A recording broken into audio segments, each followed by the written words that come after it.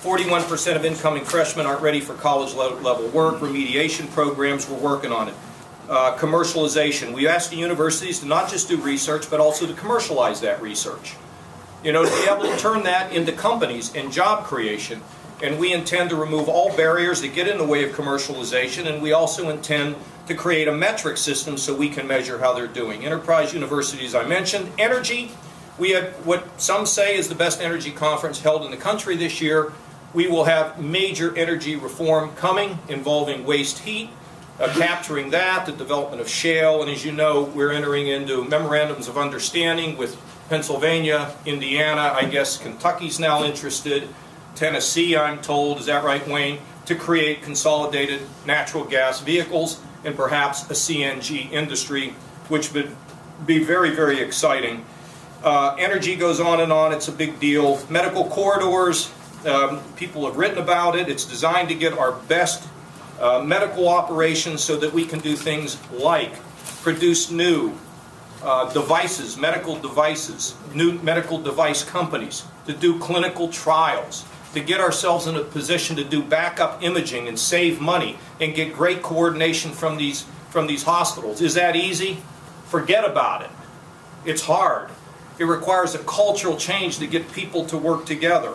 Unmanned vehicles, which is what we are promoting now down in the Dayton area with Wright Pat, Wilmington, and Springfield. General Ashencroft is working on that along with Wayne Struble. We are also working with the FAA, with Wright-Patterson. If we could get unmanned vehicles developed down at Wright-Patterson, it'd be a big deal.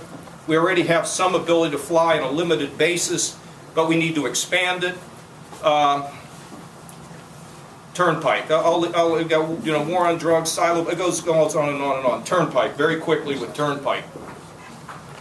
The simple matter of the fact is this. If we can get the magic number, which starts with the B, billions, and we would commit to spend over 50% of that money north of I-30, of Route 30, and in fact, and that number could be flexible, it could go up a little bit. We would go to the communities along the Turnpike that have been ignored since the Turnpike's been there, that we in fact can invest all this money in infrastructure, and we would focus on bridges, which are always in need of reconditioning. We could focus on, we could get ourselves in a position to think about those roads that are critical, like I-75, like the Opportunity Corridor in Cleveland, be able to speed up the ability to dredge harbors, both in Cleveland and Toledo and rivers, and to be able to improve our infrastructure, because we're a state that makes things, we need to be able to ship things. We'll move forward with it. But we are working very, very carefully with stakeholders across the state. We need the money to fix our roads.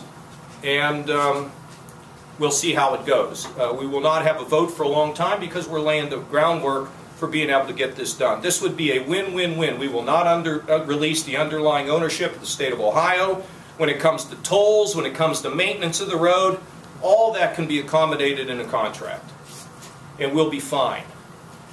And we'll do the right thing. If it doesn't work out, we don't get the money, it'll be like the prisons. We sold one prison, not 5, but we are examining this. We have the support of the Chambers of Commerce, the operating engineers. There's great and massive support for this. Some opposition by those at the Turnpike, we have to deal with it. That's it. A lot more to do in 12, but I've gone on too long.